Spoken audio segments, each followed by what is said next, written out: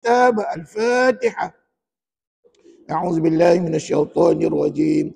بسم الله الرحمن الرحيم. الحمد لله رب العالمين الرحمن الرحيم مالك يوم الدين إياك نعبد وإياك نستعين اهدنا الصراط المستقيم صراط الذين أنعمت عليهم غير المغضوب عليهم ولا الضالين. Amin. Baik, sama-sama kita baca doa untuk mula belajar. Bismillahirrahmanirrahim. Rabbi shrah li sadri wa yassir li amri wahlul 'uqdatam min lisani yafqahu qawli. Rabbi zidni ilma warzuqni fahma. Allahumma arhamna bitarkil ma'asi abadan ma abqaitana. وارحمنا أن نتكلف ما لا يعنينا وارزقنا حسن النظر فيما يرضيك عنا. اللهم ارحمنا بالقرآن واجعله لنا إماما ونورا وهدى ورحمة.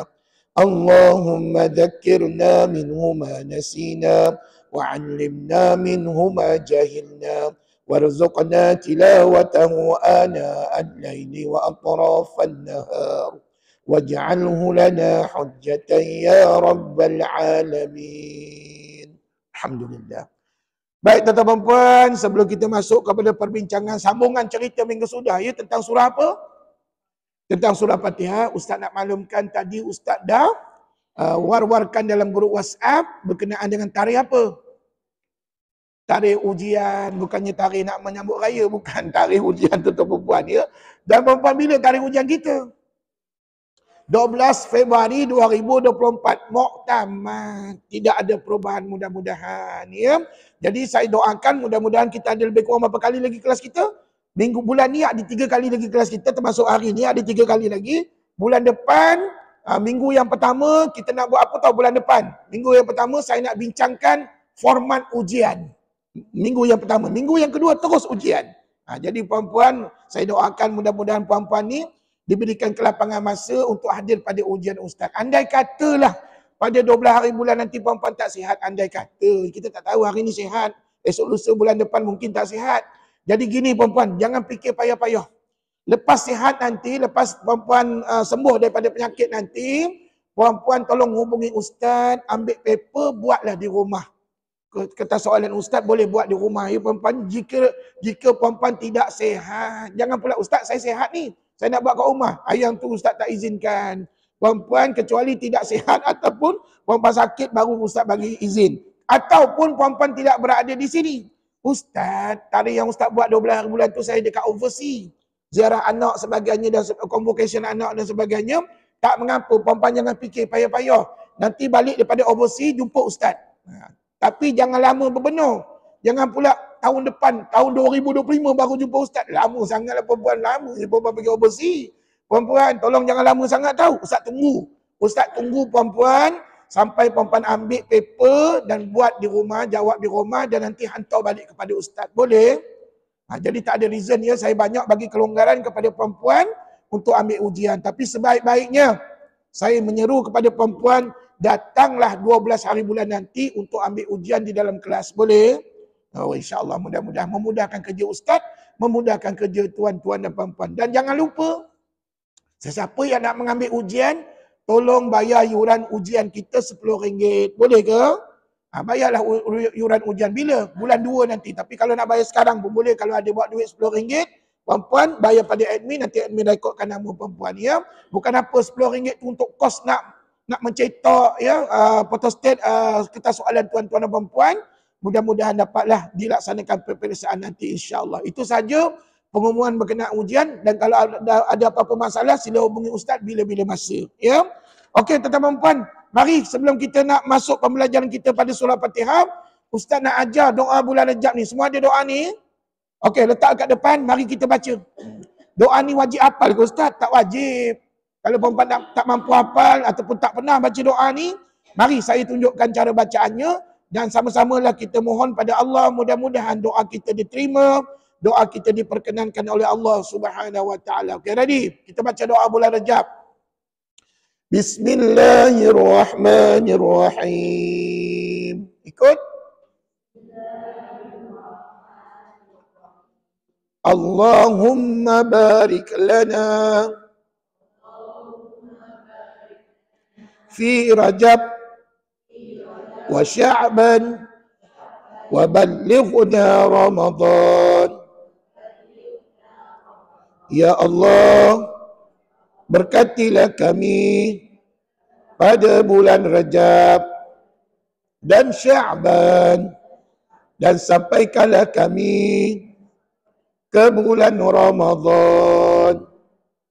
Amin. Alhamdulillah, mudah-mudahan doa kita tadi diterima oleh Allah Subhanahu wa taala, dan akhirnya nanti kita semua dipanjangkan umur, dapat jumpa dengan Ramadan pada tahun ini, insya-Allah. Amin. Puan-puan bacalah doa ni setiap kali lepas sembahyang ya. Lepas sembahyang 5 waktu baca doa ni. Ustaz saya tak hafal, bawalah kertas ni letak kat depan. Boleh baca, tak ada masalah. Ataupun puan-puan tak reti baca bahasa Arab, baca bahasa Melayu pun tak apa, tak ada masalah. Ya Allah, berkatilah aku ataupun berkatilah kami di bulan Rajab dan Sya'ban, dan sampaikanlah kami ke bulan Ramadan. Kan senang doa tu, tak susah pun puan-puan. Manakala di bawah tu pula doa yang biasa kita dengar Tok Imam baca. Allahumma inna nas'aluka ridhaka wal jannah wa na'udzubika min sakhatika wan nar. Ya Allahumma innaka afuwun karimun tuhibbul afwa fa'fu 'anna wa 'an walidina wa 'an jamil muslimina wal muslimat bi rahmatika ya arhamar rahimin. Itu doa yang panjang sedikit ya. Ini doa yang biasa kita dengar Tok Imam baca. Kalau puan-puan tak mampu nak hafal doa ni panjang sangat, puan-puan aminkan saja doa itu yang disebut oleh Tok Imam. Boleh puan-puan? Kita aminkan. Tapi kan sebagai umat Nabi SAW, tak kalau kita tak faham apa doa, makna doa yang sahabat yang Tok Imam baca tadi, puan-puan boleh rujuk di bawah sekali lah dia punya makna ya. Insya-Allah mudah-mudahan ini juga doa yang seharusnya dijadikan amalan kita, dan mudah-mudahan Allah memperkenankan segala doa kita. Amin insya-Allah. Okey, simpanlah doa ni dulu. Dan puan-puan jangan lupa sekali lagi Ustaz ingatkan, doa iya borang iya Ramadan. Borang iya Ramadan. Puan-puan dah ambil ke belum? Dah ambil ke belum? Dah, terima kasih banyak-banyak. Ustaz tanya, dah ambil ke belum? Dah, Alhamdulillah. Puan-puan ambil berapa? 1 ke 2 ke banyak? Terpulanglah pada perempuan. Ya, itu tidak ada paksaan. Kalau perempuan rasa ramai nak dibagi kepada adik-beradik, bagilah. Contohnya Ustaz, adik-beradik saya 10 orang. Bagi seorang 1. Mana tahu perempuan daripada ramai-ramai itu ada yang nak bersedekah.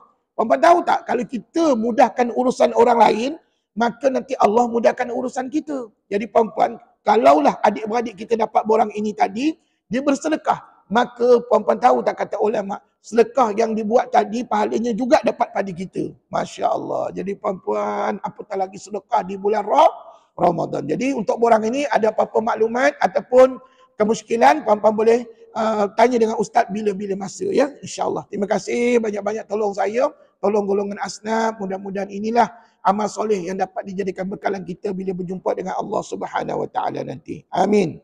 Okey, tuan-tuan puan, kita fokuskan kepada kuliah kita berkenaan dengan surah Fatihah. Pada minggu sudah, ingat tak apa yang kita rujuk minggu sudah? Buku taji Ustaz kan? Buku nota Ustaz, muka surat berapa minggu sudah sampai perbincangan kita? 130 saja kan? 130 saja. Ada sebelum tu 129, minta maaf. 129 dan 130.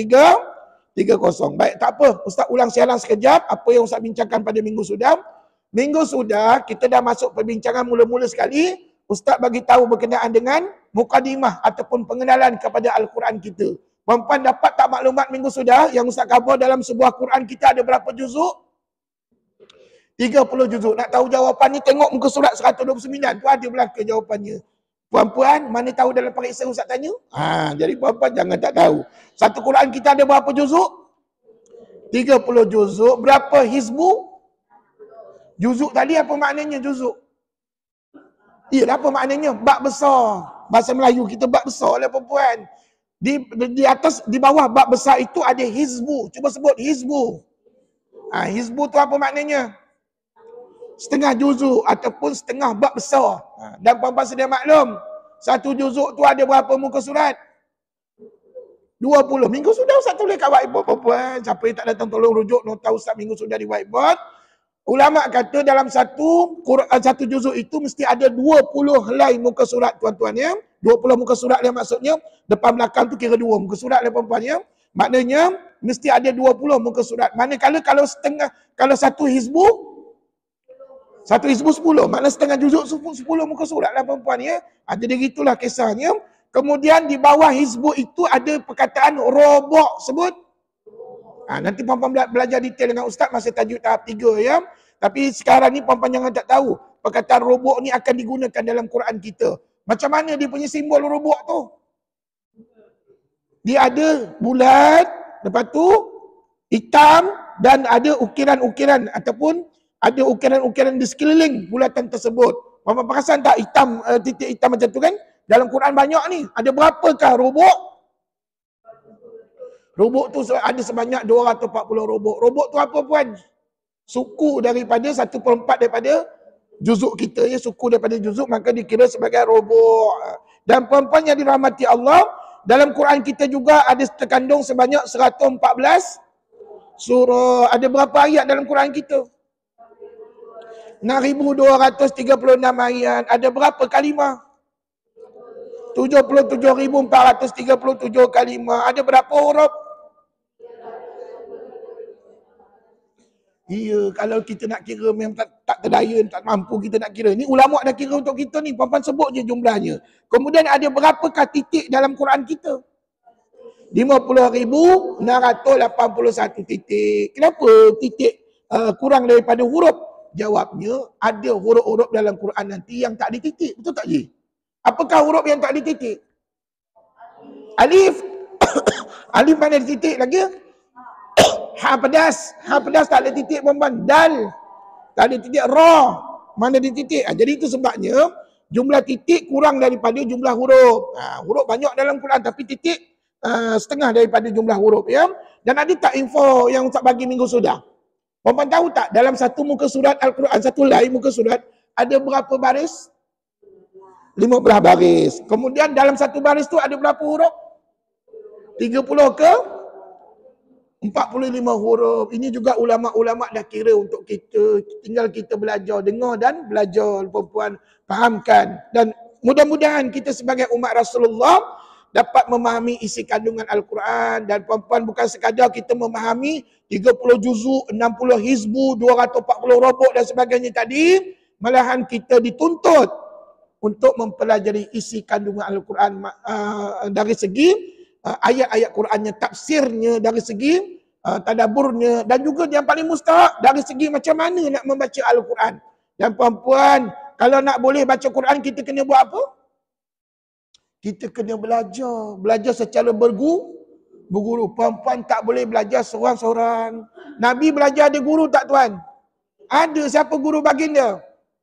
Jibril alaihissalam. Nabi pun ada cikgu. Apatah lagi kita orang biasa ni perempuan. Ya Allahu Akbar. Rasulullah itu adalah orang yang dijamin masuk dalam syurga. Kita ni tak tahu, tak dijamin lagi tuan-tuan perempuan. Maka kita kenapa malas nak belajar? Itu sebab ramai orang di luar sana yang malas nak belajar Quran atas alasan busy, tak ada masa dan sebagainya tuan-tuan perempuan. Allahu Akbar. Macamlah kita ni hebat sangat di muka bumi Allah ni perempuan. Sebenarnya kita langsung tak hebat. Kita hamba Allah yang sangat-sangat lemah. Itu pun kita sombong tak nak belajar. Walaupun sekejap tak nak belajar Quran. Tapi beruntung saya jumpa tuan-tuan dan perempuan. Sebab tuan-tuan perempuan ni antara umat Nabi SAW yang diberikan kesabaran, ketabahan untuk belajar Quran. Dipilih. Sebenarnya tuan-tuan datang hari ini dipilih oleh Allah.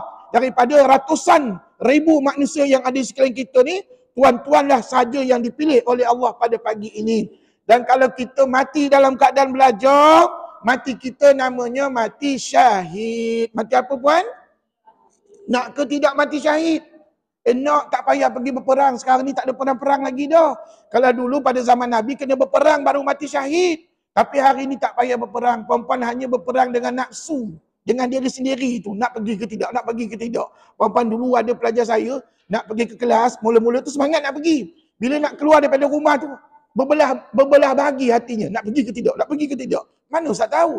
anak murid tu cerita kat ustaz. Jadi itu sebab saya tahu. Inilah pengalaman orang-orang yang belajar Quran. Ujian kepada kita yang belajar Quran. Mungkin di saat kita nak pergi keluar rumah nak belajar tu, ada rasa malas lah, penat lah, letih dan sebagainya.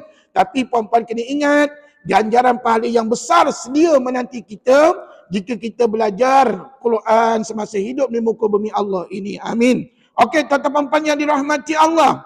Ada satu firman Allah Subhanahu Wa Taala dalam surah Al-Muzammil. Ni ulang siaran apa yang Ustaz cerita minggu sudah sekejap ya. Nak bagi peluang kepada pelajar yang tak hadir pada minggu sudah. Okey, dengar molek-molek. Ada satu perintah, arahan daripada Allah Subhanahu Wa Taala kepada kita setiap orang yang nak baca Quran. Kata Allah apa? A'udzubillahi minasyaitonirrajim. Warattilil Qur'ana tartila. Itu ayat Qurannya. Maknanya apa Ustaz tu? Muka surat 129. Dan bacalah Al-Quran itu dengan tartil. Tartil itu apa? Bertajwid. Jadi kesimpulannya kata ulama, hukum membaca Quran dengan tajwid itu adalah wajib. Tapi kena ingat, jangan salah faham. Hukum baca Quran apa je? Sunat. Mungkin keluar dalam periksa ni. Mungkin keluar dalam periksa. Periksa bila? Berapa bulan? 12 hari bulan. Tolong jangan ke mana-mana 12 hari bulan tu. Datang periksa ustaz dulu. Lepas habis periksa nak pergi overseas ke over river terpulanglah tuan-tuan. Pergilah mana-mana pun. Tapi pergi jangan tak balik-balik. Puan-puan balik semula ke kelas ustaz. Sebab minggu selepasnya ada kelas balik ya. InsyaAllah. Okeylah tuan-tuan puan yang dirahmati Allah. Jadi berdasarkan firman Allah tadi jelas. Tidak ada keraguan sedikit pun. Bahawa hukum baca Quran dengan tajwid adalah wajib. Tapi kena ingat. Hukum baca Quran sunat aja. Dan puan-puan, nak baca Quran dengan bertajwid, kita kena belajar. Betul tak? Dan ilmu tu tak datang bergolek datang ke rumah kita ketuk pintu. Assalamualaikum, saya lah ilmu. Tak ada tuan-tuan. Dia tak akan datang bergolek pada kita. Kita kena keluar rumah cari ilmu. Betul? Apakah hukumnya kita belajar tajwid je? Fardu kifayah. Jangan fardu ain pula. Fardu kifayah. Maksudnya apa? Suatu tuntutan pandai. Macam keluar je dalam periksa nanti. Tuan-tuan jangan lupa lah. Jawapan ustaz dah bagi dah. Perempuan Allahu Akbar. Tapi ustaz saya ni pelupa. Hari ni ustaz cerita, esok saya lupa. Allahu Akbar. Siapa yang asyik pelupa tu tolonglah. Bertanya khabar dengan kawan di sebelah. Ataupun banyakkan kita berselawat. Banyakkan kita mengucap la haula wala quwata illa billah. InsyaAllah mudah-mudahan Allah ingatkan kita. Jadi tuan-tuan itulah firman Allah tadi waratilil Qur'ana tartilah yang menunjukkan bahawa membaca Quran mestilah dengan bertajwid, hukumnya adalah wajib. Okey, seterusnya tuan-tuan puan, ada tak Ustaz sebut minggu sudah bagaimana Nabi SAW dan juga para sahabat belajar Quran. Bagaimana mereka belajar Quran? Ada dua kaedah. Yang pertama apa dia? Talaqi dan musyafahah. Puan-puan, kan nampak ni dalam nota ustaz ni? Talaqi dan musyafahah ataupun musyafahah dan talaqi. Boleh juga, tak ada masalah. Janji dua istilah ini. Sekali lagi diulang. Bagaimanakah Nabi dan juga para sahabat belajar Quran?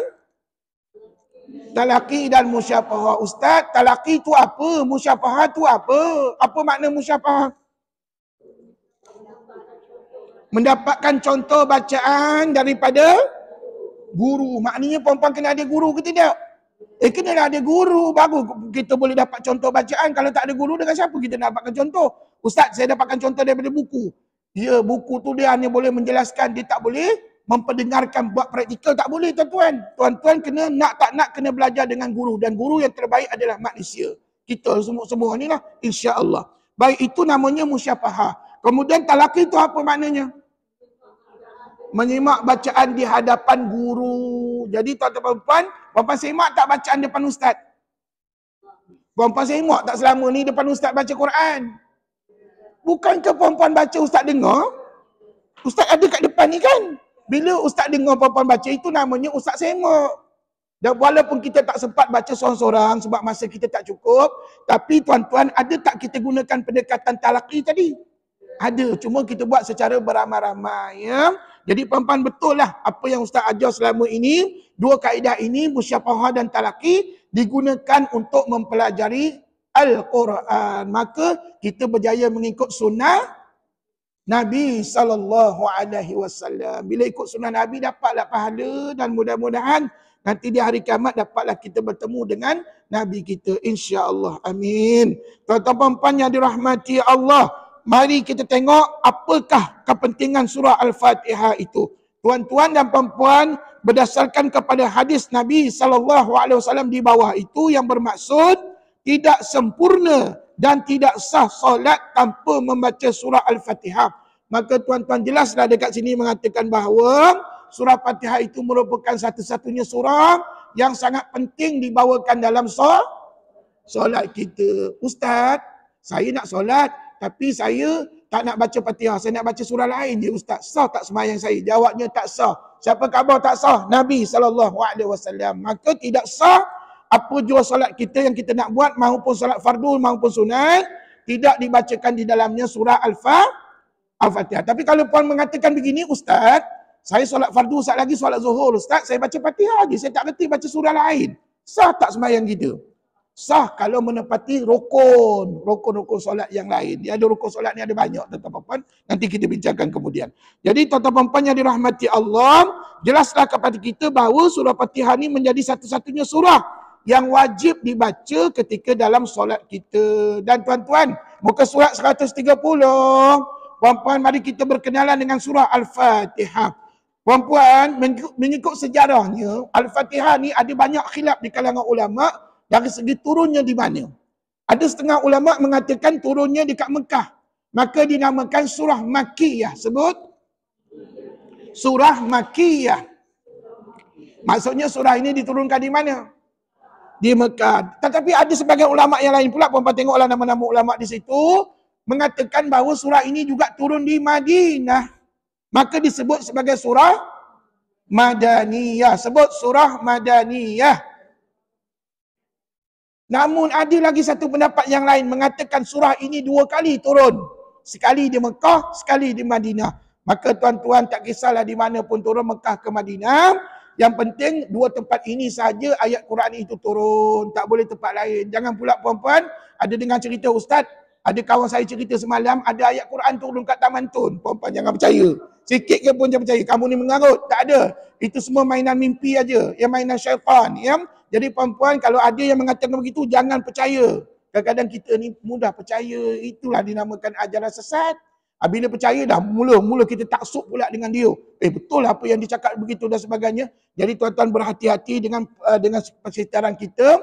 Sekiranya puan-puan tak pasti, jangan terus mempercayai dan puan-puan kena rujuk kepada guru-guru yang muktabar. Guru-guru yang diiktiraf, guru-guru yang ada sijil dan sebagainya untuk mendapatkan jawapan. Jadi ginilah tuan-tuan dan puan-puan, tak kisahlah di mana pun turunnya surah Al-Fatihah ini, yang pentingnya dia turun di 2 tempat, sama ada Mekah atau Madinah. Kalau kat Mekah namanya apa? Surah Makkiyah. Kalau Madinah, Madaniyah. Senang je itu jawapannya kalau keluar dalam periksa. Okey tuan-tuan puan yang dirahmati Allah. Ya, saya terbaca satu kisah. Puan-puan, ada satu kisah berkenaan dengan surah ini turunnya dekat Mekah. Ketika Nabi SAW menerima wahyu daripada Jibril AS di mana? Di Gua Hira. Lalu baginda pun cepatlah ataupun terus balik ke rumah dalam keadaan yang menggigil.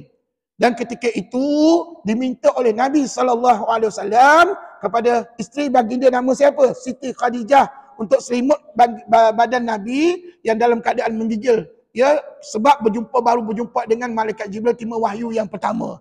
Dan ketika dalam selimut itu, maka tuan-tuan puan turunlah satu lagi wahyu kepada Nabi SAW. Lalu namanya surah Al-Mudaththir. Surah apa puan? Surah Al-Mudaththir. Wahai orang yang berselimut. Ya ayyuhal mudaththir. Ya. Dan tuan-tuan selepas peristiwa itu, Nabi telah dibawa oleh Siti Khadijah berjumpa dengan sepupunya. Sepupu Siti Khadijah siapa nama? Waraqah bin An-Naufal. Yes. Rupanya Waraqah bin An-Naufal ini merupakan seorang pendeta. Pendeta ni maksudnya ahli kitab. Jadi ni dia boleh menafsirkan apa yang berlaku pada Nabi SAW. Lalu diakui oleh Waraqah tadi bahawa peristiwa yang dialami oleh Nabi tadi, Nabi jumpa dengan siapa? Dan disebutnya yang kamu jumpa tadi adalah Jibril alaihissalam. Jadi selepas itu dipercayai turunnya surah Al-Fatihah kepada Nabi SAW. Dan puan-puan tahu tak, surah Fatihah merupakan surah satu-satunya surah ataupun surah yang pertama turun secara lengkap kepada Nabi SAW. Dan tuan-tuan puan, sebelum ni surah tu turun macam mana pada Nabi? Sebelum ni diturun dalam bentuk satu ayat. Diturunkan dalam bentuk 5 ayat. Ya, tak lengkap surahnya. Tapi bila turunnya surah Fatihah, Nabi terima secara lengkap berapa ayat? 7 ayat. Dan puan-puan ada nama-nama bagi surah Al-Fatihah yang kita akan sebut nanti. Okey, tak apalah. Itu secara ringkasnya peristiwa yang mengatakan bahawa surah ini turunnya dekat Mekah, ya, di mana dirujuk kepada Warakah tadi, dan Warakah mengakui bahawa yang Nabi SAW jumpa tadi adalah malaikat Jibril alaihissalam. Baik, tak apa tuan-tuan, kita tengok kepada muka surat 131 di bawah tajuk kelebihan fadilat surah Al-Fatihah. Yang pertama, baca surah yang paling agung dalam Al-Quran. Kenapa paling agung? Sebab surah ni letaknya nombor 1. Puan-puan kalau ditanya dalam Quran kita surah nombor 1 surah apa? Bukan Al-Baqarah, Al-Fatihah. Lepas tu nombor 2 dan seterusnya lah. Ini menunjukkan surah ini merupakan surah yang paling agung dalam Quran. Tapi jangan salah faham. Bukan bermakna surah Fatihah itu surah yang pertama turun pada Nabi. Tidak. Ayat ataupun surah yang turun pertama pada Nabi adalah diambil daripada surah Al-Alaq. Iqra' bismi rabbikal ladzi khalaq. Jadi puan-puan jangan salah faham dekat situ, ya. Okey, yang kedua, kita baca ringkas-ringkas, ya. Surah yang dikhususkan untuk umat Nabi Muhammad sallallahu alaihi wasallam. Puan-puan, jealous nanti di hari kiamat, jealous umat-umat Nabi lain. Antaranya umat Nabi Musa, umat Nabi Isa, umat Nabi Daud dan sebagainya. Mereka jealous dengan kita pasal apa? Kita dapat surah Fatihah. Mereka walaupun diturunkan kitab Zabur, Taurat, Injil, tapi dalam kitab Taurat, Zabur, Injil ni tidak ada Fatihah. Jadi tuan-tuan, beruntunglah kita jadi umat Nabi Muhammad sallallahu alaihi wasallam. Maka puan-puan, ambil kesempatan ini semasa kita hidup ini, banyak-banyakkanlah berselawat kata Nabi kita, tanda syukurnya kita, tanda terima kasih kita kepada Nabi. Sebab apa? Kita menjadi umat baginda semasa hidup di muka bumi Allah ini. Yang ketiga tuan, sebut sempurnanya ibadat solat dengan membaca surah ini. Apa maknanya itu? Maksudnya surah ini menjadi salah satu rukun salat. Puan-puan, rukun solat ada berapa? 13 perkara, antaranya membaca Al-Fatihah lah tuan-tuan. Antaranya membaca Al-Fatihah. Jadi kalau kita tak baca Fatihah, maka secara automatik solat kita tidak sah. Bila tidak sah, maka tidak diterima oleh Allah Subhanahu wa taala. Okey. Next, nombor 4, ubat kepada segala penyakit. Sebut. Biasanya kalau mana-mana ustaz nak ubat orang dan sebagainya, macam saya jugalah. Saya tak kerti nak ubat orang, tapi nak baca-baca ayat Quran sikit-sikit, baca ke air, buat air penawar tu bolehlah, insya-Allah. Biasanya saya akan mulakan dengan Fatihah dulu, baru saya baca ayat-ayat lain. Inilah dikatakan ubat kepada segala penyakit. Kemudian yang kelima, iblis menjerit-jerit sambil menangis ketika surah ini diturunkan. Kenapa iblis menjerit dan menangis-nangis? Sebab surah inilah yang menjadi pegangan harian kita sesampailah kepada hari kiamat, kepada orang, terutamanya kepada kita yang mendirikan solat. Cuba bayangkan puan-puan, kalau kita tak solat dalam satu hari, puan-puan, maka hidup kita tak ada makna. Dan kalau kita mati dalam keadaan tidak solat, maka mati kita dianggap sebagai mati di kalangan orang-orang yang tidak beriman ataupun mati kafir. Wa na'udzubillah. Tuan-tuan puan-puan yang dirahmati Allah, nombor 6. Antara surah yang tergantung di arasy Allah. Nanti kalau puan-puan kita berjaya masuk syurga Allah Subhanahu wa taala di hari akhirat nanti, dapatlah kita melihat bahawa surah inilah yang selalu kita baca dan akan diletakkan di arasy Allah Subhanahu wa taala. Ustaz, arasy tu kat mana? Jawabnya tak ada siapa yang tahu. Dan puan-puan, ingat tak peristiwa bagaimana Nabi sallallahu alaihi wasallam melaksanakan ataupun melakukan Isra' dan Mi'raj. Puan-puan, ya, kita tak termampu dan tak tercapai akal fikiran kita. Tetapi Nabi SAW satu-satunya manusia yang diberikan keistimewaan oleh Allah Subhanahu Wa Taala untuk naik ke atas langit, mengalami satu peristiwa namanya Isra' dan Mi'raj. Dan ketika itulah diperintahkan, difardukan kepada kita umat Islam untuk mengerjakan solat 5 waktu. Okey, panjang ceritanya itu. Tapi tak apa, kita teruskan. Tidak ada, sambung. Di dalam kitab Zabur, Taurat dan Injil. Itu tadi Ustaz sebut tadi. Maka umat-umat Nabi Daud, Nabi Musa, Nabi Isa, mereka jealous dengan kita. Pasal apa? Tak ada Fatihah ni dalam kitab mereka. Tapi dalam kitab Quran ada Fatihah. Alhamdulillah. Lagi, segala ilmu kitab dari langit terkandung di dalam surah ini. Itulah antara 8 kelebihan kita mengamalkan surah Al-Fatihah. Tapi yang paling mustahak perempuan tu, iaitu yang ketiga tadi, sempurnanya ibadat solat dengan membaca surah ini. Itu yang paling mustahak, sebab tak ada makna hidup kita di muka bumi Allah ini kalau kita tidak melaksanakan solat. Solat itu adalah fardu kepada kita, terutamanya solat 5 waktu. Ya. Okey, seterusnya tajuk yang berikutnya, rahsia di sebalik surah ini. Sebut. Mungkin puan tahu, mungkin kita tak tahu tuan-tuan. Rupa-rupanya bila saya belajar baru saya tahu. Pensyarah saya cerita, ada 7 huruf dalam Fatihah tu yang mana tak ada di dalam surah Fatihah. Sengaja Allah tak letak dalam surah tu. Apakah 7 huruf itu? Kita mulakan dari huruf. Huruf yang pertama sebut tha. Huruf yang kedua jim, kha, zai, shin, dha, fa. Ada berapa huruf tu? 7 huruf bersempena dengan 7 ayat dalam Fatihah itu. Maka 7 huruf ini tidak terkandung dalam surah Fatihah. Kenapa? Yang pertama, sebab ketujuh-tujuh huruf itu mewakili azab ataupun kebinasaan ataupun menggambarkan tentang neraka Allah Subhanahu Wa Taala. Maka sengaja Allah tak letak dalam surah Fatihah. Yang pertama huruf tha. Tha itu mewakili perkataan subur. Maksudnya kebinasaan. Inilah kebinasaan yang dialami oleh orang-orang yang kafir di dalam neraka Allah Subhanahu Wa Taala. Yang kedua sebut jim. Jahannam. Sebut. Jahannam ni nama-nama neraka. Betul? Antara nama neraka. Jadi neraka Jahannam ini untuk siapa Ustaz? Untuk orang-orang kafir. Terus nanti di hari kiamat Allah campak dalam neraka, tidak ada hisap bagi mereka. Sebab mereka sudah kafir semasa hidup di muka bumi Allah. Habis itu yang hisap tu untuk siapa Ustaz? Hisap tu untuk kita lah tuan-tuan. Untuk kita yang beriman ni akan dihisap. Apa makna hisap? Hisap tu bukan disedut tuan-tuan. Hisap tu maksudnya akan diperhitungkan segala amalan kita suatu hidup di muka bumi Allah. Kalau amalannya baik maka ada harapan masuk syurga. Banyak yang baik lah. Tapi kalau banyak yang jahat maka ada harapan masuk neraka Allah Subhanahu Wa Taala. Baik tuan-tuan, nombor 3 sebut kha. Kha tu mewakili apa? Sebut khizyu. Khizyu itu kehinaan. Kehinaan ini kata ulama, bagaimana hinanya orang-orang yang berada dalam neraka Allah Subhanahu Wa Taala. Ketika itu Allah langsung tidak memandang mereka. Tetapi kena ingat, kalau kita berada dalam syurga Allah, Allah sentiasa akan memandang kita dengan belas ihsan. Itu sebabnya dalam syurga Allah Subhanahu Wa Taala, tuan-tuan tahu tak? Tidak akan ada, ni saya baca dalam kitab-kitab hadis lah, menceritakan bahawa dalam syurga Allah ni tak ada perasaan bosan, boring, tak ada. Kita kat muka bumi Allah ni berapa kali pindah rumah tuan-tuan. Saya sendiri 4 kali pindah rumah tuan-tuan. Sebab apa? Macam-macam lah masalah kita ni. Tapi kalau dalam syurga tidak ada tidak ada pindah randah, tidak ada boring dalam syurga.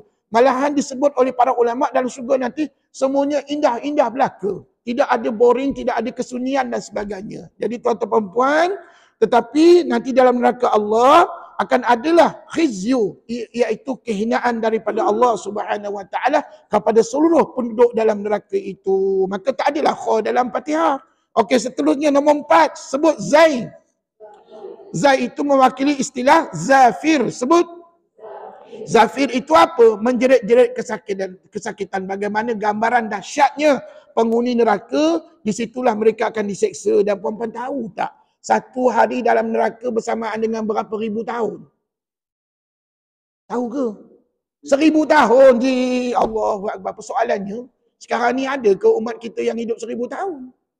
Tak ada. Ustaz, semalam baru jiran saya meninggal. Umur baru 40 tahun. 40 tahun dah meninggal. Ustaz, semalam jiran saya baru meninggal. Ustaz, baby lagi meninggal. Baby dah meninggal perempuan.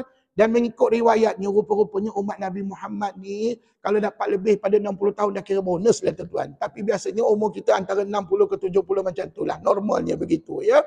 Jadi kepada tuan-tuan yang di hadapan ustaz ni, siapa yang dah umur 60 ke atas tu, maka puan-puan sebenarnya dah dapat bonus daripada Allah Subhanahu Wa Taala. Habis tu ustaz dapat bonus ke belum? Belum lagi, sebab umur saya belum cecah 50 lagi. Baru dekat-dekat 50 lah. Tapi insya-Allah doakanlah puan-puan. Mudah-mudahan saya panjang umur, dapatlah bonus daripada Allah Subhanahu Wa Taala. Tapi kan hari ini kita sebenarnya, kalau nak diceritakan bonus bab-bab lain puan-puan, sebenarnya kita dah banyak dapat. Terutamanya nikmat belajar Quran. Puan-puan dapat hari ini kan? Tak sangka, puan-puan sangka ke? Daripada dulu kita hidup, sangka tak hari ini puan-puan dapat belajar Quran? Mungkin tak sangka. Mungkin ustaz mungkin tak ada harapan. Tak jumpa dengan ustaz. Saya pun tak tahu saya temu dengan tuan-tuan puan-puan. Tapi alhamdulillah berkat kesabaran saya, berkat kesabaran tuan-tuan, akhirnya kita dipertemukan dalam kelas kita ni. Dan mudah-mudahan pertemuan dan perpisahan kita sentiasa diberkati oleh Allah Subhanahu Wa Taala. Okey, seterusnya nombor 5, Shin. Sebut Shin. Shin itu mewakili apa? Syaqawah. Sebut. Iaitu kecelakaan. Nombor 6, Dha. Sebut Dha. Dha itu mewakili sebutan Ladha. Sebut.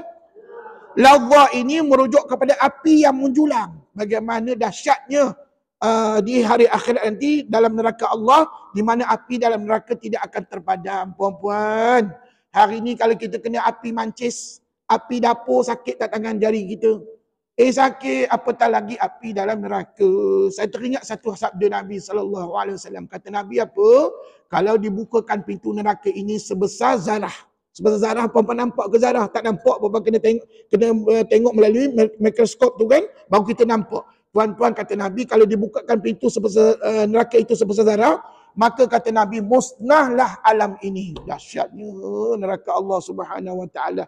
Jadi tuan-tuan puan, mudah-mudahan kita semua terhindar daripada melihat neraka Allah Subhanahu Wa Taala. Seterusnya yang terakhir, Farak.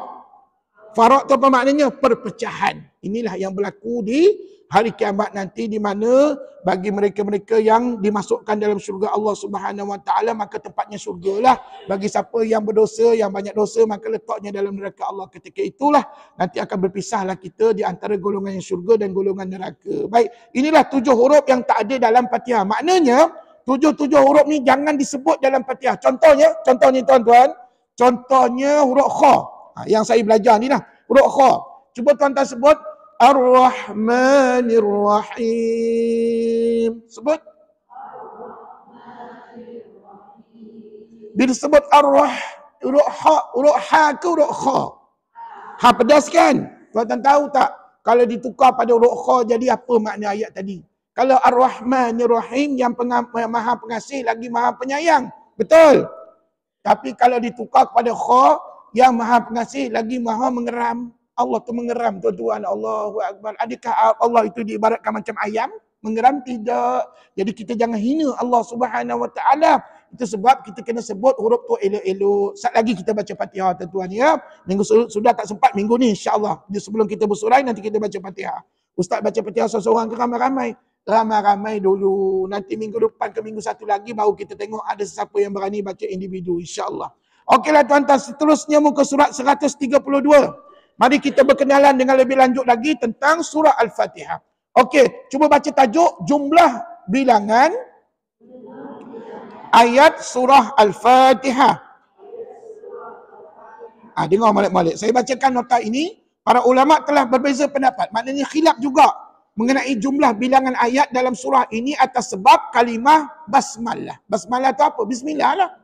Maknanya ulama di sini khilaf di kalangan mereka, dan tuan-tuan jangan berbalah dengan perkara yang khilaf. Sebaliknya, kata tok guru saya, kita kena raikan pendapat para ulama. Okey, pendapat ini terbagi kepada 2, iaitu yang pertama, dengar molek-molek. Pendapat pertama, surah Al-Fatihah terdapat 7 ayat. Sebut. Menurut siapa? Menurut Imam Asy-Syatibi. Sebut. Mereka adalah ahli Mekah, Kufah. Kufah tu kat mana? Kufah tu dekat Iraq lah perempuan. Kufah tu Iraq ya. Ulama fiqh di kalangan mereka. Ibnu Al-Mubarak dan Imam Asy-Syafi'i. Bila sebut Imam Syafi'i, maka teringatlah kita dengan mazhab Imam Syafi'i. Puan-puan, hari ini kita pegang mazhab mana? Syafi'i. Tapi kalau puan-puan pergi Mekah, Madinah, adakah mereka memegang mazhab Syafi'i juga? Tak semestinya. Sebab apa? Kalau kita perhatikan dekat Mekah, Madinah, puan-puan dengar tak tok imam baca bismillah? Ada ke tok imam baca bismillah? Tiba-tiba je, Alhamdulillahi Rabbil Alamin. Kan? Bismillah tak dengar kan? Rupa-rupanya dekat sana lebih kepada Hanafi dan Hambali. Di mana saya pernah tanya dengan ulama-ulama di sana, saya tanya ustaz, dekat sini mereka mengamalkan mazhab mana? Rupa-rupanya banyak yang mengamalkan Hanafi dan Hambali. Jadi mengikut mazhab Imam Hanafi dan Hambali, bismillah itu dibaca ke tidak? Pula tidak, ni nampak benar bapa tak belajar. Dengar balik-balik. Kata menurut pendapat Imam Hanafi dan Hambali, mereka baca bismillah tapi suaranya diselowkan. Slow. Maknanya di sana mereka baca bismillah tapi suaranya tidak didengarkan pada jemaah. Faham? Jadi tuan-tuan, itu sebab bila kita berada di Mekah, Madinah, tiba-tiba kita dengar tok imam baca Alhamdulillahi Rabbil Alamin. Betul? Kita tak dengar bismillah sebab mereka pegang kepada Hanafi dan Hambali. Tetapi ada satu lagi mazhab. Cuba sebut mazhab Imam Maliki. Sebut. Imam Maliki pula tidak mengambil kira bismillah. Dia tak baca bismillah langsung. Dia terus baca Alhamdulillah. Tapi rupa-rupanya semua mazhab bersepakat mengatakan Fatihah itu ada 7 ayat. Ada berapa ayat? Cuma mereka khilaf sama ada bismillah tu nak sebagian pada Fatihah ke tidak. Tapi kalau ikut 3 mazhab, dengar, mazhab Syafi'i, mazhab Hanafi dan Hambali, mereka bertiga ni mengatakan bismillah itu termasuk dalam Fatihah. Cuma satu mazhab aja, mazhab Imam Maliki yang tidak menganggap bismillah itu termasuk dalam Fatihah. Faham? Jadi kalau puan-puan pergi mana-mana negara yang mengamalkan mazhab Imam Maliki, maka puan-puan tak akan dengar bismillah pada bacaan mereka. Negara mana ustaz puan-puan pergi dah tanya pada negara tersebut, puan-puan rajin pergi overseas kan? Saya tak rajin pergi overseas, tuan-tuan pergi rajin, puan-puan pergi tanyalah dengan penduduk negara sana, Turki ke mana, Syria dan sebagainya. Puan-puan tanya dengan orang penduduk tempatan, kamu dekat sini, negara kamu ni mazhab apa? Tanya pada mereka. InsyaAllah mereka akan khabar pada kita. Jadi sekali lagi saya ulang, 3 mazhab tadi, mazhab Syafi'i, Hanafi dengan Hambali membaca bismillah. Bismillah tu dianggap dalam Fatihah. Tapi ada satu mazhab yang tak baca bismillah, apa dia? Mazhab Imam Maliki sahaja. Okey, tuan-tuan. Jadi kita sebagai pegang pada mazhab Imam Syafi'i, bila kita pergi Mekah, Madinah, puan-puan nak baca bismillah ke tidak? Kena baca bismillah ke tidak? Kenalah baca bismillah. Sebab apa? Kalau puan-puan tak baca bismillah, seolah-olah puan-puan sudah berpegang kepada mazhab Imam Maliki. Ustaz, boleh tak saya pergi Mekah, Madinah, saya terus tukar mazhab? Tuan-tuan dan puan-puan, tukar mazhab ni bukan macam tukar baju. Puan-puan tak boleh tukar direct begitu. Dia kena belajar dulu baru boleh tukar. Jadi tuan-tuan, kita ni mazhab Imam Syafi'i pun kita tak lepas lagi tuan-tuan. Tiba-tiba nak tukar mazhab Maliki, Hambali dan juga Hanafi. Baiklah kita berpegang kepada mazhab Imam Syafi'i dah sampai bila-bila tuan-tuan. Sebab mengikut kata para ulama, antara 4 mazhab ini, mazhab Imam Syafi'i yang paling detail, yang paling tertib. Itu sebabnya dalam kita mengambil wuduk, dalam solat kita, mazhab Imam Syafi'i yang paling tertib. Betul tak? Tapi kalau puan-puan pergi kat Mekah, ada tak mazhab imam lain yang langsung tak angkat takbir? Tiba-tiba berdiri, Allahu Akbar. Ada tak? Ada, saya tengok dekat Mekah, Madinah.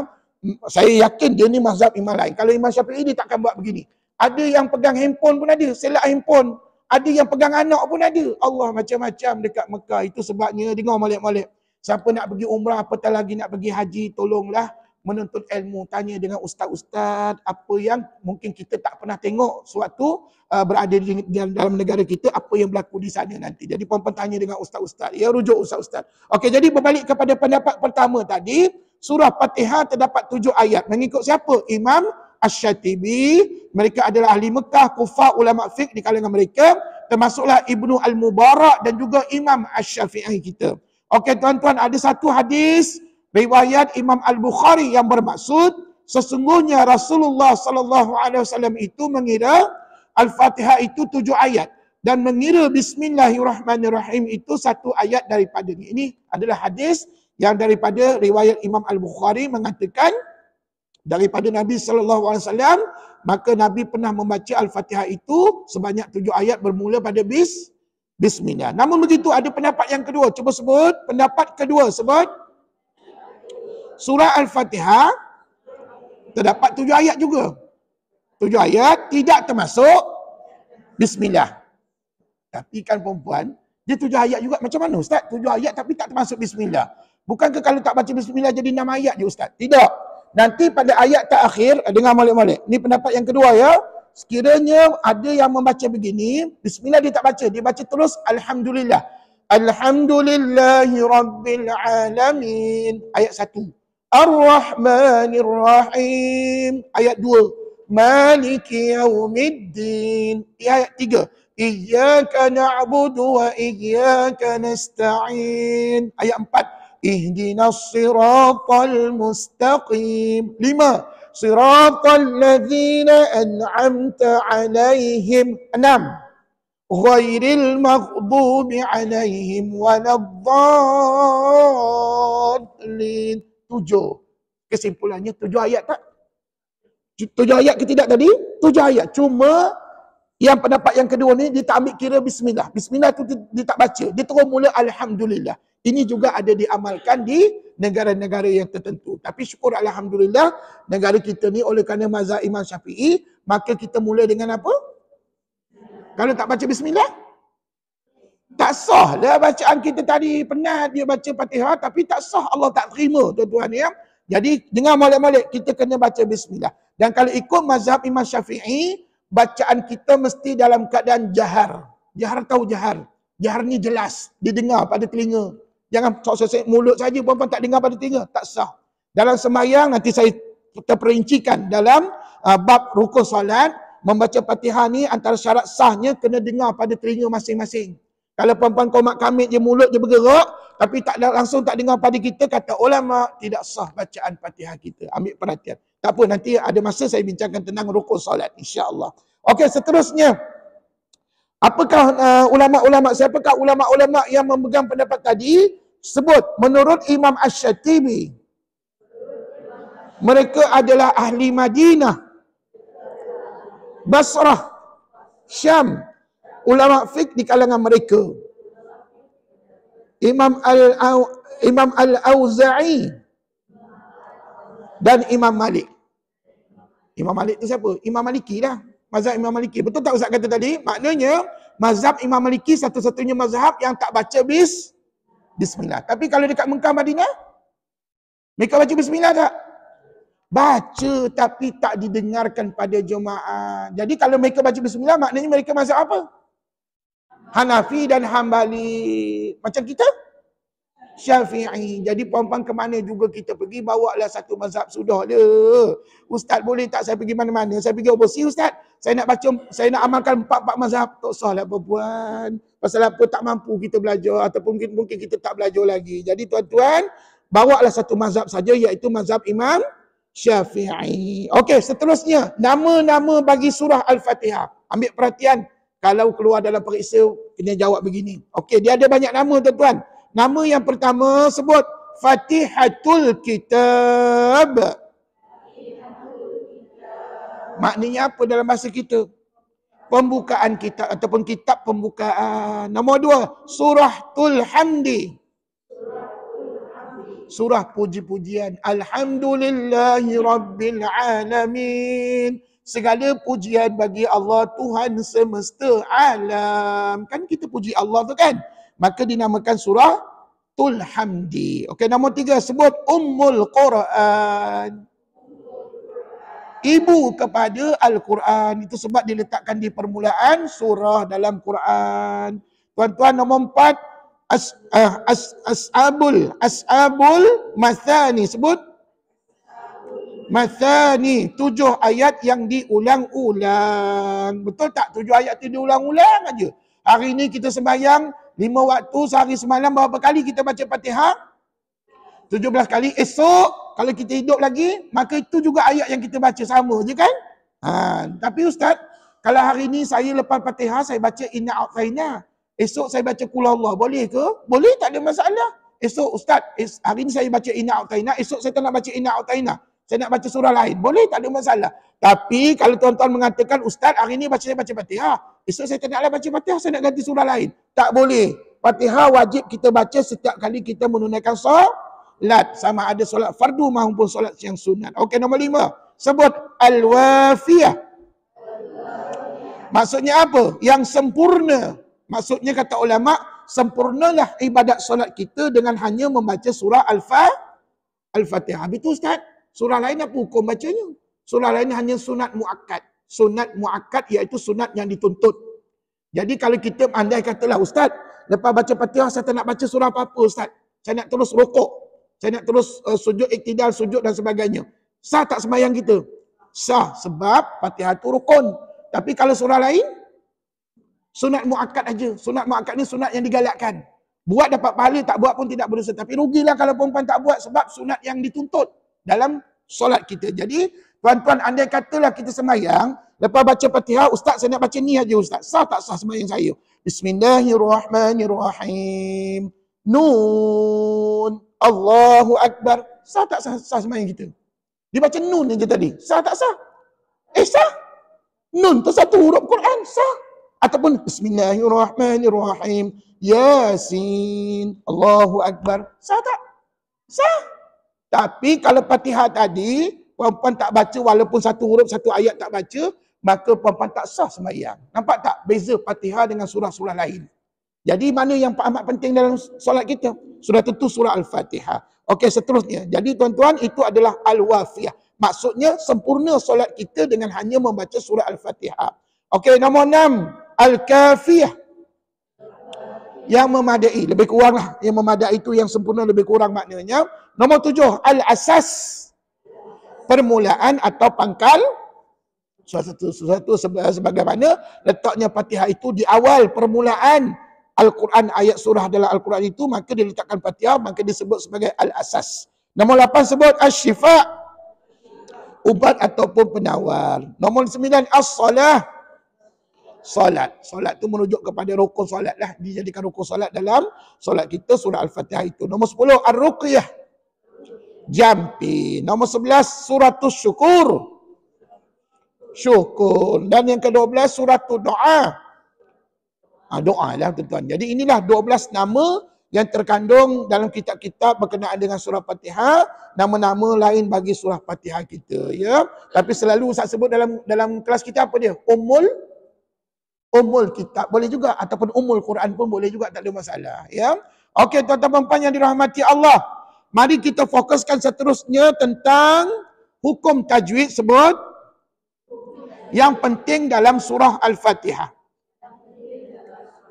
Baik, untuk membincangkan hukum tajwid dalam Fatihah ini, kita kena fokuskan yang pertama sekali kata ulama adalah makhraj huruf. Apa dia puan? Makhraj huruf tu apa? Tempat keluar bunyi huruf. Sebut. Sekali lagi, apa ni makna makhraj huruf Ji? Tempat keluar bunyi huruf. Dah belajar ke belum dengan Ustaz? Dengan Ustaz formalnya belum. Tapi sikit-sikit tu pernah lah dengan Ustaz sebut tentang makhraj huruf. Okey, gini. Puan-puan, nanti dalam surah Fatihah ada berapa huruf yang perlu kita buat praktikal di sini? 7 huruf. Yang pertama sebut ha. Puan, ha ni puncanya kat mana? Makhrajnya kat mana? Tengah kerongkong. Sebut. Baik, gini tuan-tuan perempuan. Perempuan ada tak nota yang color tu, yang skeping, yang color tu, warna tu? Cuba keluarkan sekarang, boleh tak? Sebab apa?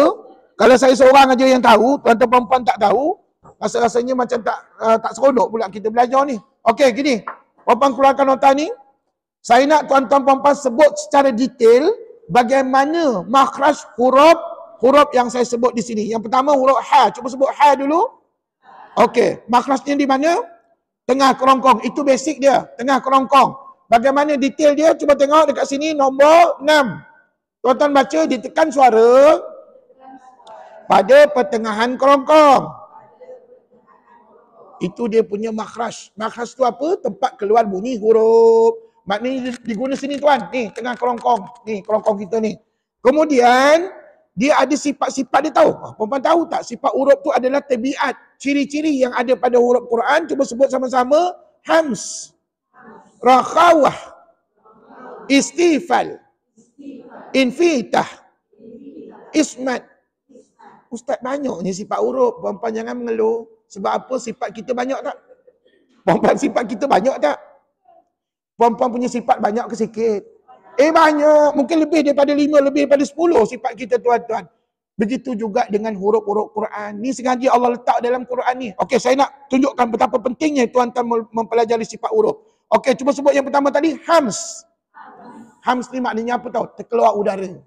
Terlepas udara. Jadi nak sebut ha, tuan-tuan buat praktikal macam ni. Cuba ikut ustaz. Ustaz, kalau ikut tadi okeylah, tapi macam mana ejaannya ustaz? Okey gini. Kalau nak buat praktikal sebutan huruf, tuan matikan huruf tersebut begini. Jadi kalau ustaz kata huruf ha, praktikal makhraj huruf ya, di mana kita kena matikan semua huruf-huruf itu. Kata ulama, matikan atau sukunkan semua huruf Al-Quran. Contohnya, huruf yang pertama ni kita cerita dalam Fatihah ya, kita tak cerita daripada surah lain. Huruf yang pertama huruf ha ya, ulama suruh kita buat praktikal. Jadi bunyi ha macam mana? Puan-puan buat macam ni nanti. Boleh tak? Okey, ikut ustaz. Bunyinya tengah kerongkong.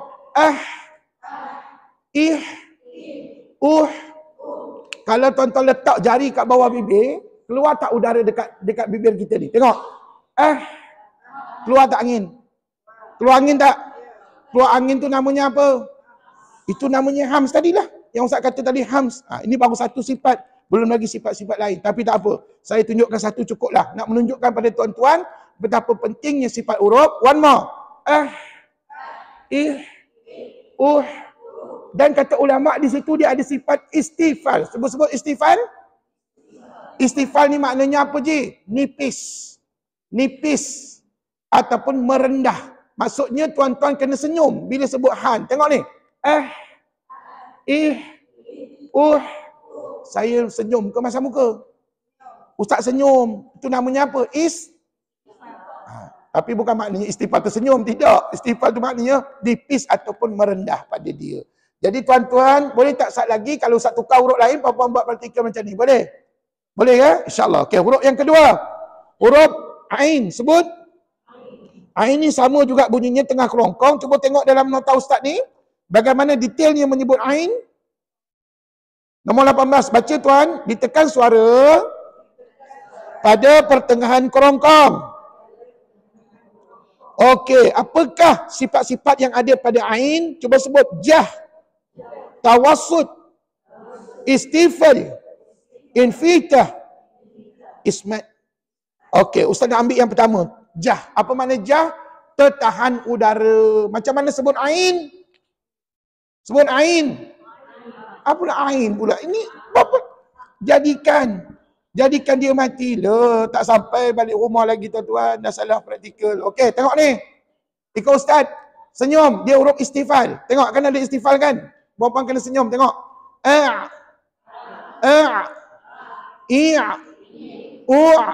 One more. Puan-puan senyum ke masa muka? Senyum sebab dia huruf istifal. Ada tak istifal dalam senarai sifat huruf tadi? Ada. Jadi puan-puan kena senyum. Sekali lagi sebut ni. Sama tak sebutan Ain dengan ha? Dari segi makhrajnya sama. Tapi tuan, dari segi sifatnya ada berbeza. Nampak tak? Hams tadi, ni ha ni dia ada hams. Yang ni ada jah. Jah maknanya apa je? Tertahan udara. Masa kita sebut Ain tadi, tahan tak udara? Apa pula tak tahan pula? Tahan tak udara? Tahan. Cuba ikut ustaz. Tahan. Mana ada orang baca? Tak ada tuan-tuan. Siapa? Itu namanya lelah. Itu namanya penyakit lelah. Tuan-tuan. Tuan-tuan ada lelah ke? Tak ada. Tak ada ya, sihat belaka. Alhamdulillah. Siapa yang ada lelah mungkin macam tu bacaan. Tapi tak dibenarkan tuan. Tak dibenarkan ketika menyebut Ain. Sekali lagi ulang. Kan tahan udara tu. Tahan udara namanya jah. Tahan udara tak? Tahan udara namanya jah. tahan udara juga. Itu namanya jah. Jadi ginilah tuan-tuan, saya nak cerita detail pun, saya rasa 4-5 jam tak habis cerita tentang pasal apa, sifat hurufnya banyak ke sikit. Satu huruf Quran tahu tak, paling sikit 5 sifat. Paling banyak 7. Ini semua tuan-tuan kena belajar nanti pada semester-semester akan datang. InsyaAllah. Ya. Tahap 1 ni Ustaz ajar basic-basic dululah. Yang simple-simple je untuk tuan-tuan. Ya. Tapi ingat, dah berapa huruf mesti diambil perhatian dalam Fatihah? 2 huruf. Okey, huruf yang ketiga. Tapi sebelum tu Ustaz nak kita sama-sama keluarkan kalimah-kalimah yang ada ha dengan ain yang ada dalam surah Al-Fatihah kita. Okey, kalau ha antaranya apa dia? Antaranya lah Ar-Rahmani. Cuba sebut. Ar-Rahmani. Dengar ya? Ar-Rahmani. Nampak tak ada ha pedas kan? Okey, lagi. Ar-Rahim. Sebut. Pun ada ha pedas juga ya. Kat sini ada ha pedas, ni ada ha pedas. Okey. One more. Ar-Rahmani. Ar-Rahim. Okey, kalau ain ni antaranya ya, sebenarnya ada lagi contoh lain. Ain na'budu.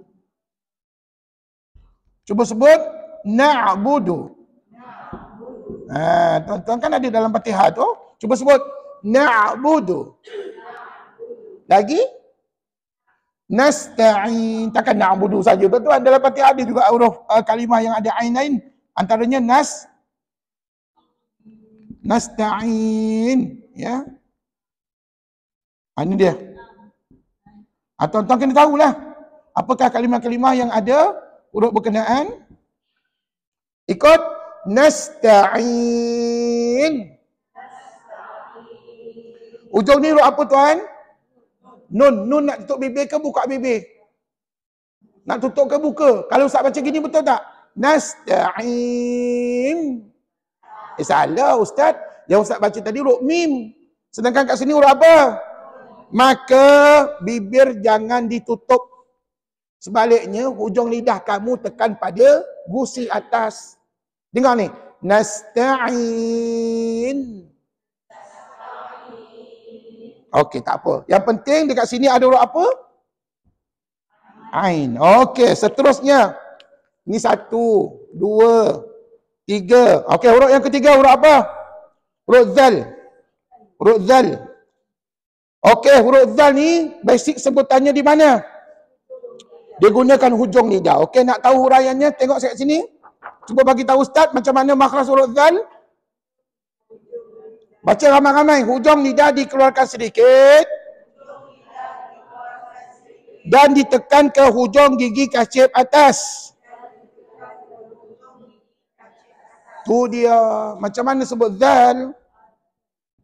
Apalah zal? Tengok ni ha. Puan-puan, kan Ustaz kata tadi apa? Kita matikan huruf zal. Tengok Ustaz. Tengok. Hujung lidah tu kena keluar tuan. Kan ulama kata suruh keluar. Tengok. Az. Iz. Uz. One more. Az. Iz. Uz. Dan antara sifat yang ada pada zal, cuba sebut sebelahnya. Jah. Rakhawah. Istifal. Infitah. Ismat. Okey, yang pertama tu jah. Jah maknanya apa? Tertahan udara. Maknanya tuan-tuan tak boleh lepas udara ketika menyebut zal. Tengok ni. Az.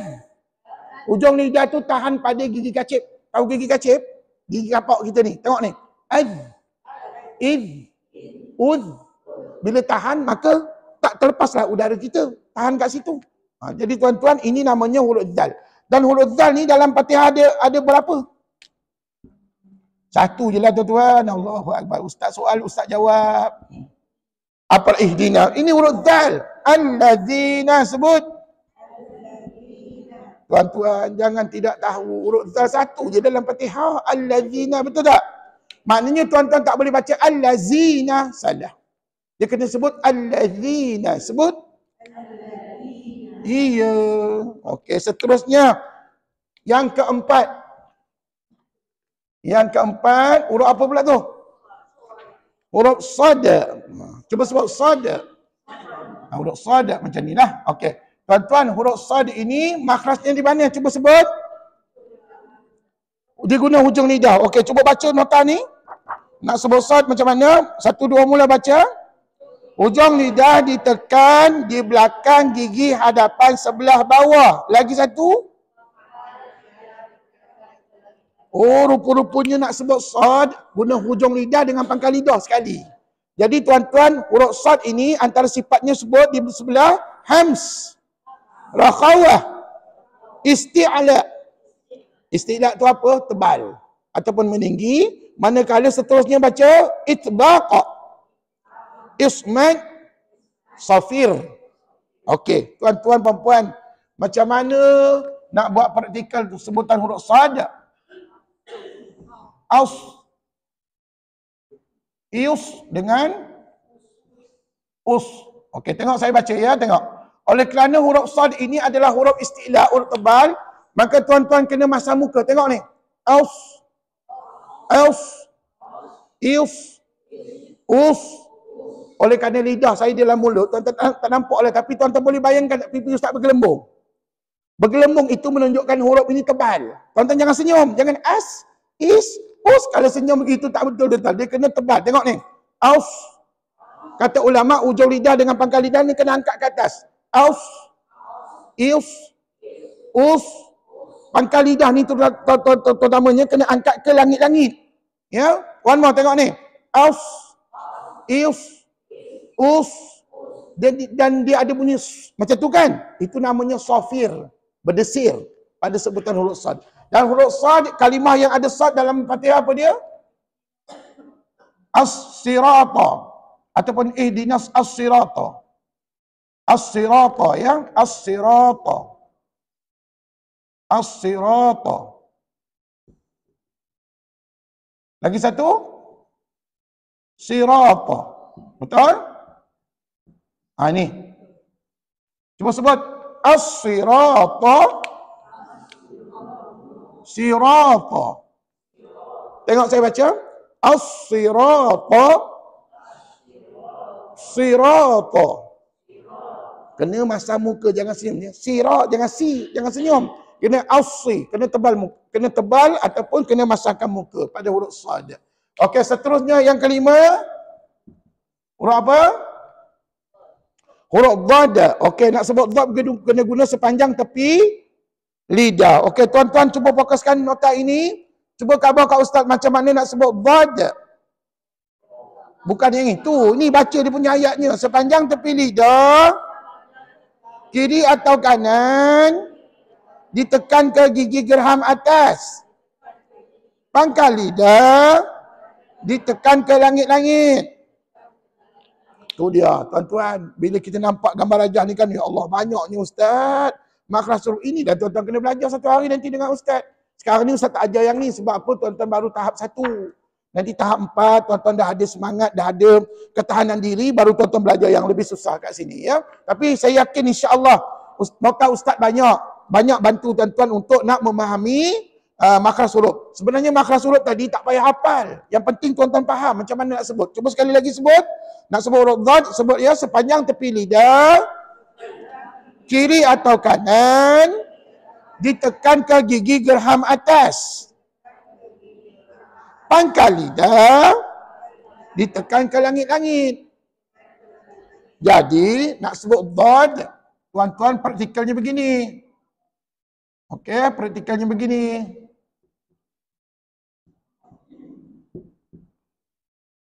Ya. Praktikalnya seperti mana huruf-huruf lain tadi, tuan-tuan matikanlah huruf itu. Okey. Tapi kena pastikan tuan-tuan sepanjang tepi lidah kiri atau kanan. Tengok saya baca. Aub. Aub. Tuan-tuan rasa ustaz tolak kanan ke kiri tadi? Kanan, sebab tuan-tuan tengok ustaz gelembung sebelah kanan. Tengok ni. Aub. Iub.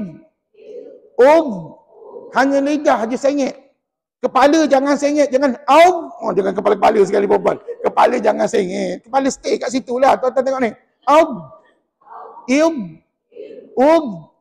Ini nak menunjukkan nak sebut dhad kena sepanjang tepi lidah, kiri atau kanan tekan ke gigi Gerham atas. Pastikan semua ada gigi gerham.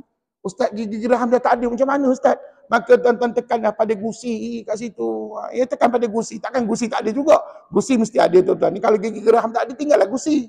Jadi tuan-tuan, one more tengok Ustaz baca. Ab, ib, ub. Okey, huruf dhad dalam Fatihah apa contohnya? Sebelum tu, al-maghdubi. Tuan-tuan lupa yang ni. Al-maghdubi. Cuba sebut. Al-maghdubi. Sebut. Al-maghdubi. Dhubi. Dhu tu adalah huruf dhad. One more. Al-maghdubi. Lagi satu. Walad-dhalin. Yang tuan-tuan selalu kita baca dalam surah Al-Fatihah ya. Okey, walad-dhalin. Okey. Okey, cuba sebut, tengok ya. Saya baca. Walad-dhalin. Sebut. Walad-dhalin. Pastikan lidah tu tolak ke kiri atau kanan. Tuan-tuan nak tolak kiri ke kanan? Tolak kiri ke kanan tuan-tuan ni. Terpulang masing-masing. Kalau kita tak gerti kanan, jangan buat kanan, buat kiri. Macam saya kanan, tengok ni. Walad-dhalin. Sebut.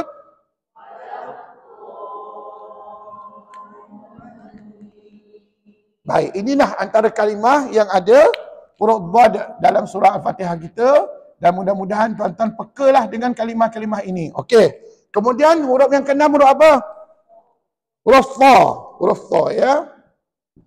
Huruf tha. Baik, nak sebut tha macam mana? Makhrajnya dia guna hujung lidah. Okey, baca. Baca nota ustaz ni, hujung lidah ke mana?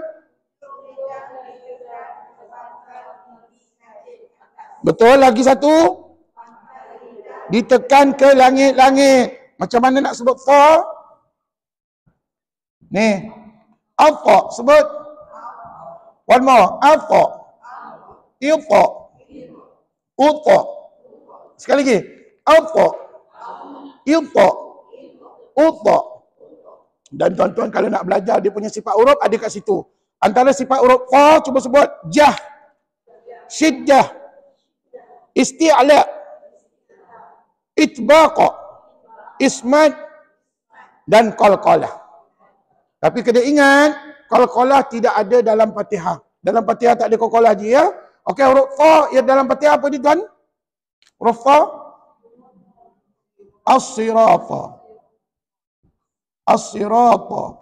Ataupun sirata. Ada dua kat situ ya. Sekali lagi cuba sebut. As-sirata. Sirata. Okey, last kali yang ketujuh huruf apa? Huruf apa? Huruf ghain. Huruf ghain sebutannya di mana?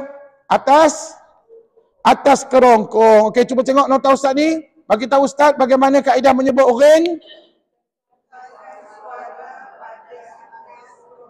Hampir ke anak tekak. Faham tak ni? Ni atas kerongkong. Kat atas ni hampir kepada anak tekak kita. Jadi sebutan ghain macam mana? Au. Iru. Dengan ini praktikal tuan-tuan. Kena tulislah tuan-tuan. Baru kita tahu macam mana praktikalnya. Dan dalam surah Fatihah ada berapa ghain? Ada berapa ghain? Tak ingat pula. Ada ada ghairil. Ada dua. Ada satu ghairi. Betul. Ghairi, ada satu al-maghdubi.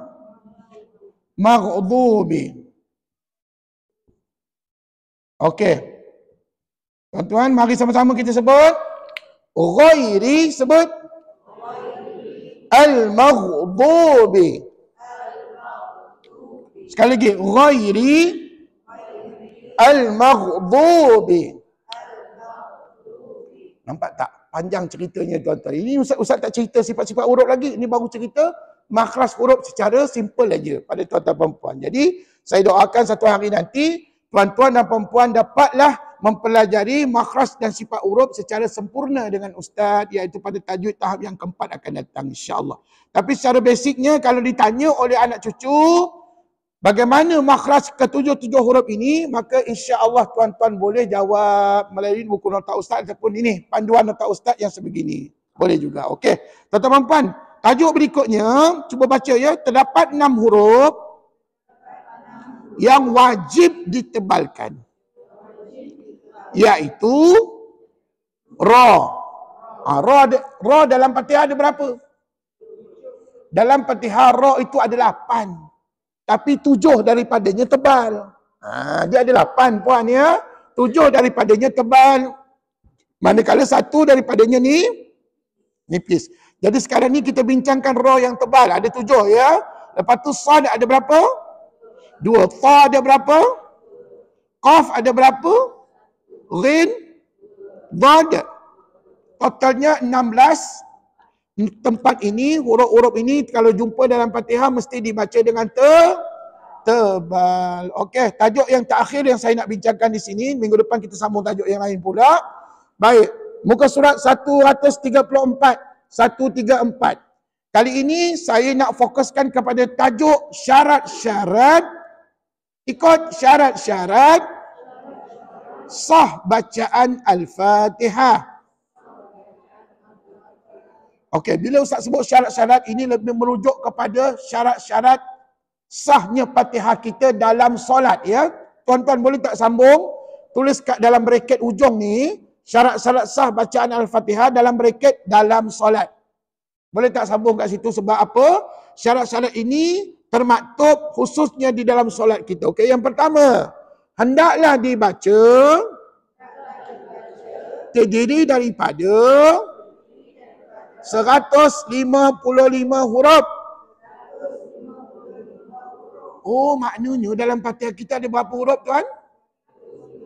Dengar molek-molek. Dalam surah Fatihah kita, dengar ya, surah Fatihah kita ni. Perhatian. Surah Al-Fatihah kita, kata ulama, kalau dikira dia ada sebanyak 155 huruf.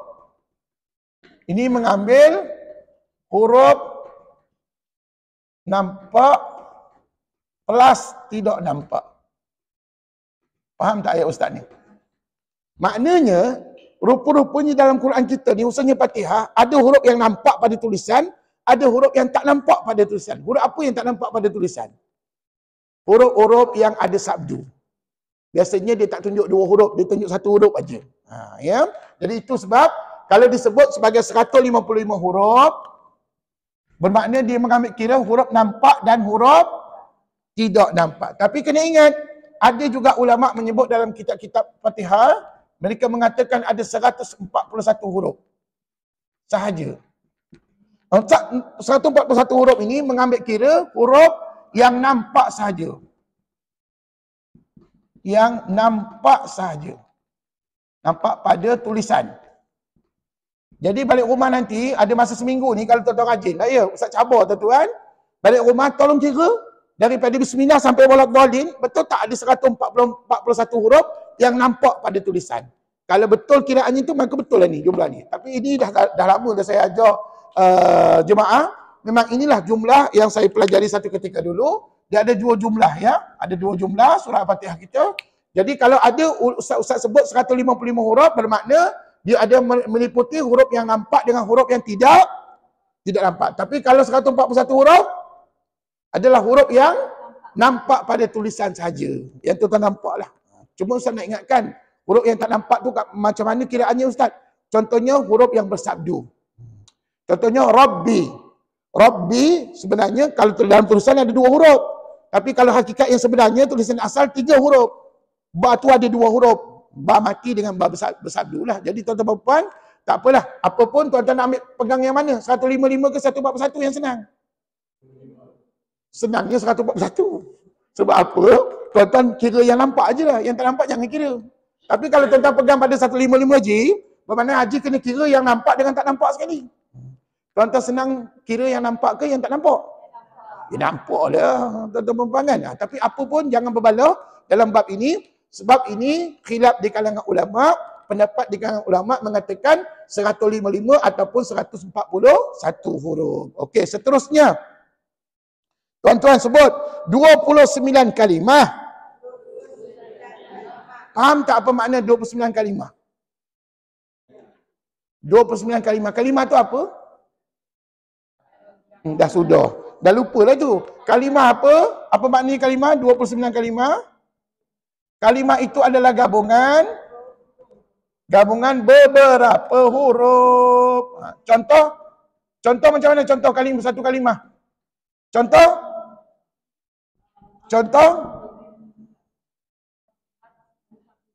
Alhamdulillah pula. Tuan-tuan ni mazhab mana ni? Kata mazhab Imam Syafi'i. Kalau mazhab Imam Syafi'i kena baca bismillah dulu. Tiba-tiba, ya Alhamdulillah. Tuan-tuan dah tukar mazhab pula. Okey, baik tuan-tuan. Mazhab Imam Syafi'i mula pada bismillah. Jadi yang dikatakan kalimah itu contohnya bismi. Ni, saya tulis ya. Bismi. Ini sudah jadi satu kalimah. Ni. Ni satu kalimah. Lagi? Allahi. Satu kalimah. Lagi? Ar-Rahmani. Satu kalimah. Lagi? Ar-Rahim. Satu kalimah. Jadi tuan-tuan nampak tak? Apa dia kalimah? Nampak tak kalimah? Gabungan beberapa huruf. Contohnya bismi, sebut. Satu kalimah. Allahi. Satu kalimah. Ar-Rahmani. Satu kalimah. Ar-Rahim. Satu kalimah. Jadi ada berapa kalimah ni? Ada 4 kalimah. Faham ke tidak ni? Ustaz keluar ke dalam periksa macam ni? Tak keluar. Tapi kenapa? Saja untuk ilmu tuan-tuan. Jangan tak tahu apa dia kalimah, apa dia huruf. Huruf tadi kita dah bincang dah huruf ada berapa, tapi kali ini kalimah pula. Dia ada mesti 29 kalimah. 29 kalimah, ya. Okey. Apa makna kalimah, Ji? Gabungan beberapa huruf. Okey, seterusnya. Sebut. Dan sebanyak 7 ayat bermula bismillah. Apa makna ayat? Gabungan beberapa kalimah. Sebut. Okey, saya tulislah takut kita lupa. Kita ni pelupa aja tuan-tuan. 7 ayat.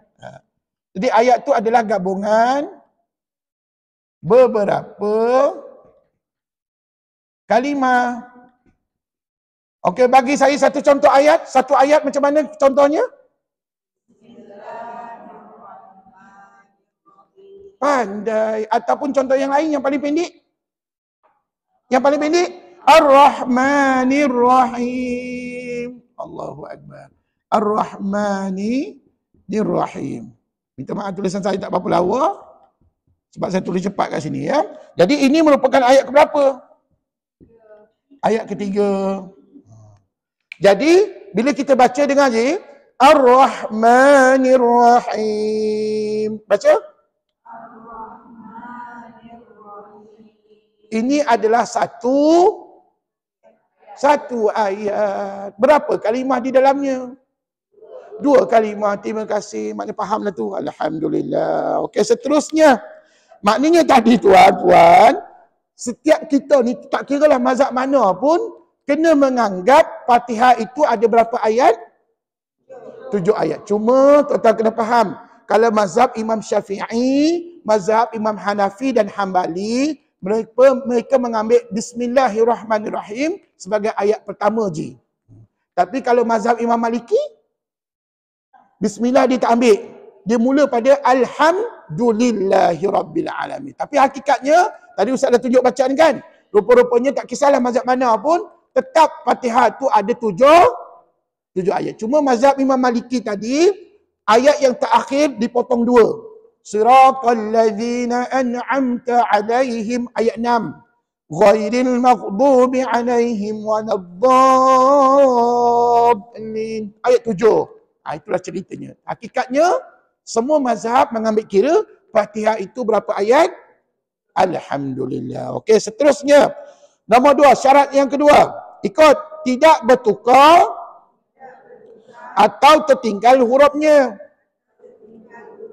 Faham tak ayat tu? Maksudnya kita tak boleh tinggal, tak boleh tukar huruf. Contohnya paling senang, Ustaz bagi contoh paling senang gini ya. Bismillahirrahmanirrahim. Tiba-tiba ha pedas jadi kha. Dengar Ustaz baca tadi? Sekali lagi. Bismillahirrahmanirrahim. Jadi kha. Kata ulama, kata tok guru saya dulu, kalau Ar-Rahim penyayang. Kalau Ar-Rahim mengeram. Dengan nama Allah yang Maha Pengasih lagi mengeram. Adakah Allah itu mengeram? Tidak. Tuan-tuan, itu sebab kalau ha pedas tukar kha jadi lain maknanya. Ini baru satu contoh, belum lagi contoh-contoh yang lain. Jadi tuan-tuan ambil perhatian, jangan kita bertukar atau tertinggal huruf dalam bacaan Fatihah. Kalau tertinggal sengaja atau tidak, maka tidak sahlah bacaan kita. Nombor 3, ikut, tidak bertukar atau tertinggal barisnya. Elok-elok kita baca Bismillahirrahmanirrahim. Tiba-tiba perempuan baca gini pula satu hari tu. Bismillahirrahmanirrahim. Semua baca baris atas. Tuan-tuan, sah tak sah bacaan? Tak sah sebab tuan-tuan sudah tukar baris. Tukar baris kata ulama adalah kesalahan yang besar. Sebab dia boleh mengubah makna ayat. Ambil perhatian ya. Okey, yang keempat, tidak tertinggal tanda sabdu pada 14 tempat. Tuan-tuan, Ustaz bagi 7 hari, 7 malam. Tuan-tuan cuba tengok Fatihah muka surat sebelah tu. Di dalam buku kita ni kan Fatihah sebelah tu kan. Tuan-tuan, balik rumah kalau tuan-tuan rajin, kira ada berapa sabdu dalam Fatihah. Kata ulama ada 14. Ada berapa? Dan puan-puan tahu tak setiap huruf yang bersabdu kita kena buat apa? Sudah. Kena beratkan sedikit bacaan. Penat Ustaz sebut tak sambut ayat Ustaz. Tu beratkan bacaan. Ataupun kita beratkan sedikit pada bunyi huruf yang bersabdu. Contohnya, nama Allah. Bismillahi. Sebut. Ar-Rahmani. Ar-Rahim. Semuanya kalimah tadi ada sabdu. Betul tak ya? Maka huruf tu mesti dia beratkan sedikit bacaan. Okey, balik rumah. Tuan-tuan kira betul tak ada sabdu sebanyak 14 dalam surah Fatihah. Okey. Teruskan. Nombor 5, syarat yang kelima. Sebut tertib bacaannya. Sebut. Maksudnya tuan-tuan kena ikut urutan. Daripada ayat 1 surah Fatihah apa dia? Ayat 1 surah Fatihah apa dia? Bismillahirrahmanirrahim. Ayat 2?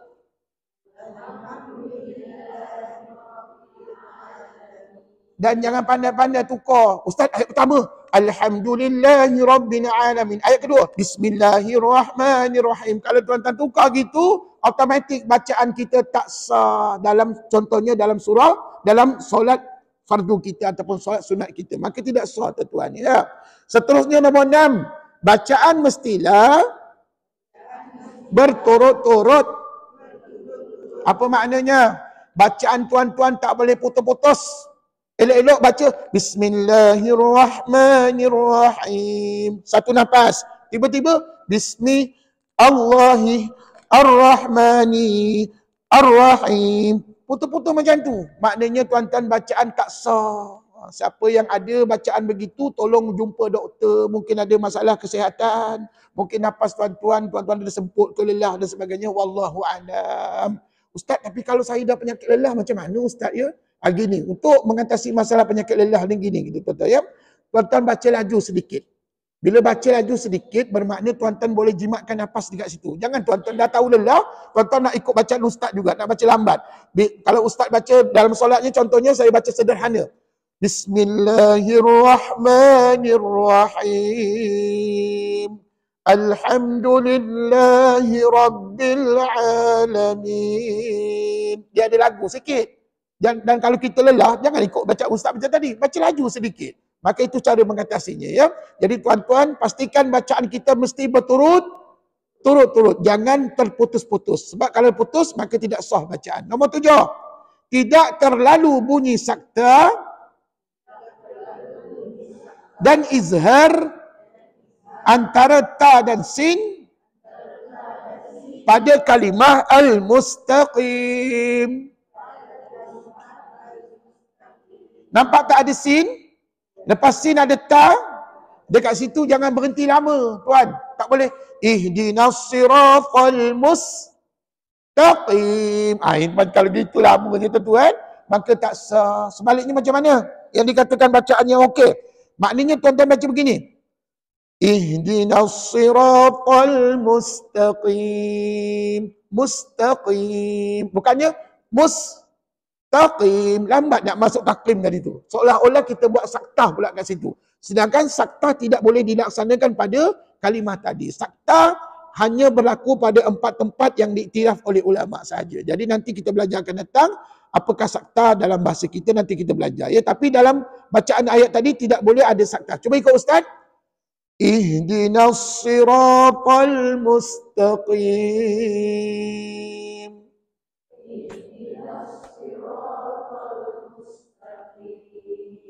One more.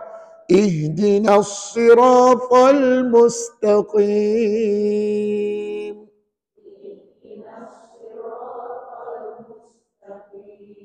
Bagus. Musta tu tuan-tuan jangan lambat. Jangan mustaqim. Lambat pula kat situ ya. Yang tu dikatakan ulama jangan terlalu bunyi sakta. Okey, nombor 8 ikut. Bacaan Fatihah hendaklah dibaca ketika berdiri, bukan pada rukuk. Kan ini cerita dalam solat kita. Maknanya bila kita baca, kalau baca Fatihah tu dalam keadaan macam mana kita? Berdiri. Itu orang yang normal lah. Kecuali orang yang sakit, itulah cerita. Sekarang ni kita ni orang yang normal. Normal ni orang yang sihat. Maka bacaan Fatihah kena habis ketika dalam berdiri. Siratal ladzina an'amta alaihim ghairil maghdubi alaihim waladdallin.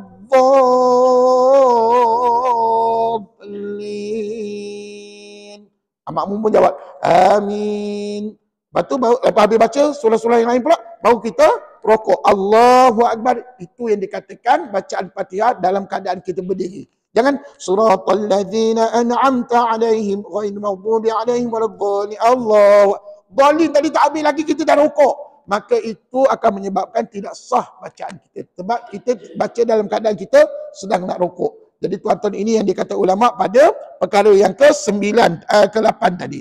Okey, ke-9 sikit lagi. Semua huruf Al-Fatihah hendaklah didengar oleh dirinya sendiri.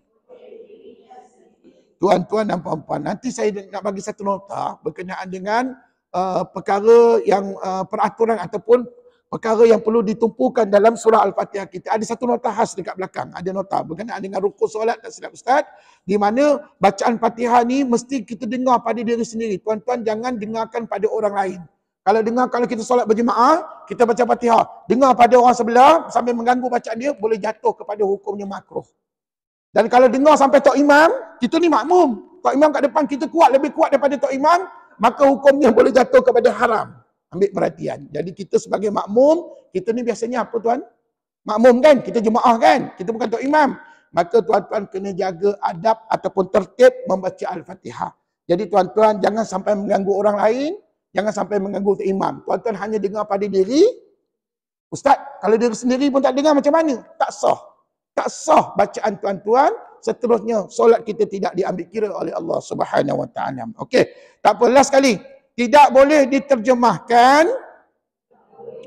bacaannya. Hanya dibaca mengikut huruf itu saja. Okey tuan-tuan, mentang-mentanglah kita dah hafal makna. Ustaz, saya Fatihah ni daripada ayat 1 sampai ayat akhir saya dah hafal makna. Tuan-tuan, Ustaz, tak ada masalah. Maka tuan-tuan pun baca begini. Contohnya, Bismillahirrahmanirrahim. Dengan nama Allah yang Maha Pengasih lagi Maha Penyayang. Batas sembahyang.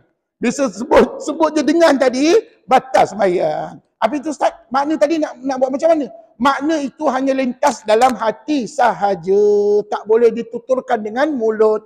Kalau tutur aja perkataan satu je perkataan. Dengan nama Allah. Itu dah 3 perkataan. Maka automatik batas sembahyang. Sebab dalam solat kita tidak boleh bahasa lain melainkan bahasa bahasa Arab. Jadi tuan-tuan ambil perhatian, yang ulama syorkan dalam solat kita adalah membaca Al-Fatihah itu, sebutan hurufnya itu di bibir, tetapi maknanya itu dilintaskan dalam hati saja. Contohnya beginilah, Bismillahirrahmanirrahim. Dalam hati berkata, dengan nama Allah yang Maha Pengasih lagi Maha Penyayang.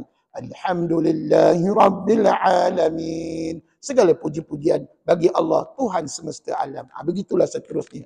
Yang makna tadi hanya perlu dilintaskan dalam hati sahaja. Okey, tuan-tuan, inilah 10 perkara yang menjadi asas kepada sahnya bacaan Fatihah kita di dalam solat. InsyaAllah minggu depan kita sambung. Minggu depan saya nak sambung perbincangan berkenaan dengan surah Al-Fatihah dari segi hukum tajwidnya. Baik, saya nak bagi tugasan sedikit pada tuan-tuan perempuan. Balik rumah nanti boleh tak tuan-tuan tengok hukum tajwid yang ada dalam Fatihah, muka surat 136. Boleh tak? Muka surat 136.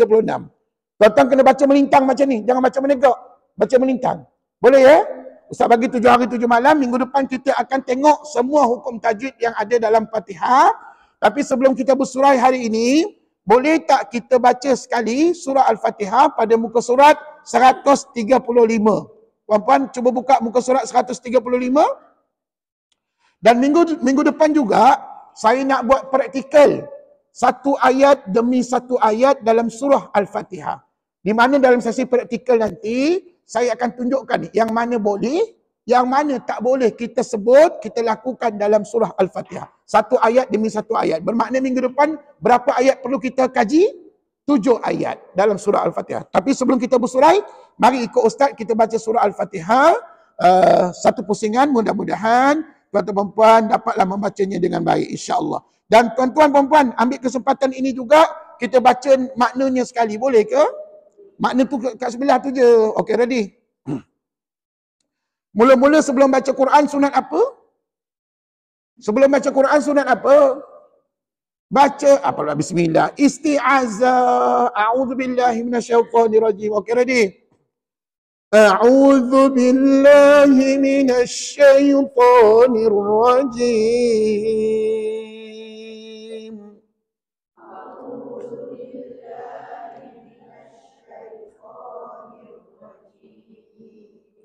Ingat, itu hukumnya sunat aja. Dan ingat, a'udzubillah tidak termasuk dalam bismillah. Dalam Fatihah kita, tak termasuk dalam Fatihah. Okey, Fatihah bermula dengan bismillah. Ikut. Bismillahirrahmanirrahim.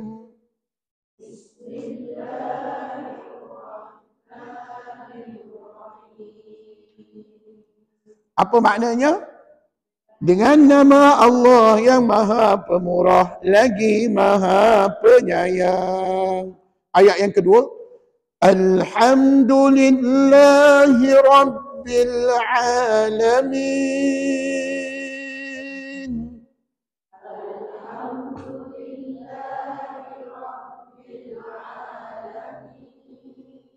Maknanya, segala puji bagi Allah, Tuhan semesta alam.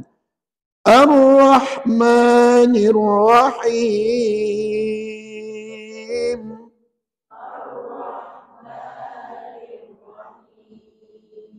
Yang Maha Pemurah lagi Maha Penyayang. Maliki Yaumiddin.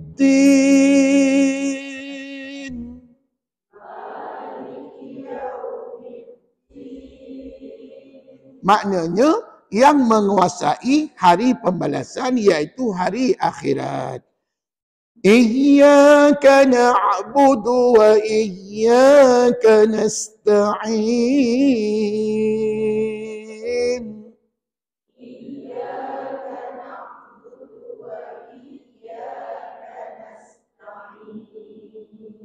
Hanya kepada Engkau kami menyembah, dan hanya kepada Engkau kami mohon pertolongan. Dan perlu diingatkan, rupa-rupanya ayat 5 tadi, semua huruf yang terkandung di situ adalah huruf istifal, huruf yang nipis. Ihdinas siratal mustaqim.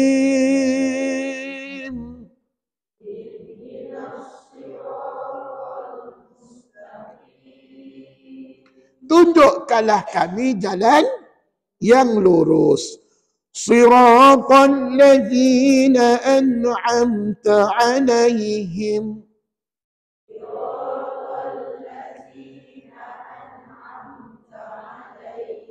Iaitu jalan orang-orang yang telah engkau kurniakan nikmat.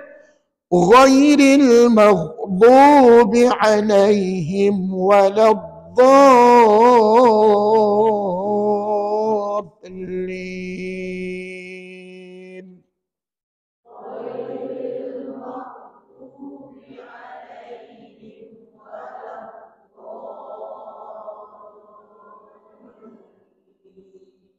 Perlu diingat, dha tadi kena baca 6 harakat, no discount.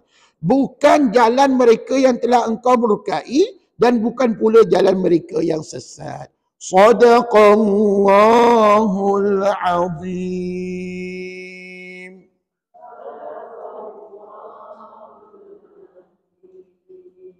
Cukup sekadar itu bacaan kita hari ini. InsyaAllah minggu depan saya nak ajak tuan-tuan tengok satu ayat demi satu ayat. Tadi kita baca semua ayat kan? Minggu depan satu ayat demi satu ayat. Dan saya nak puan-puan buat catatan dekat mana huruf yang boleh disebut, dekat mana huruf yang tak boleh disebut dalam bacaan ayat tersebut. InsyaAllah minggu depan secara detailnya. Tapi juga minggu depan kita nak bincangkan tentang hukum tajwid yang ada dalam surah Al-Fatihah sekali. InsyaAllah. Jumpa lagi minggu depan di hari dan waktu yang sama. Mudah-mudahan tuan-tuan puan-puan kita semua boleh hadir pada minggu hadapan dalam keadaan sihat walafiat insya-Allah.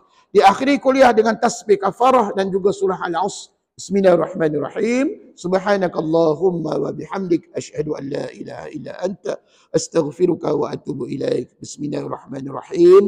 Wal 'asr innal insana lafi khusr illa alladhina amanu wa 'amilus salihat wa tawasaw bil haqqi wa tawasaw bis sabr. Assalamualaikum warahmatullahi wabarakatuh.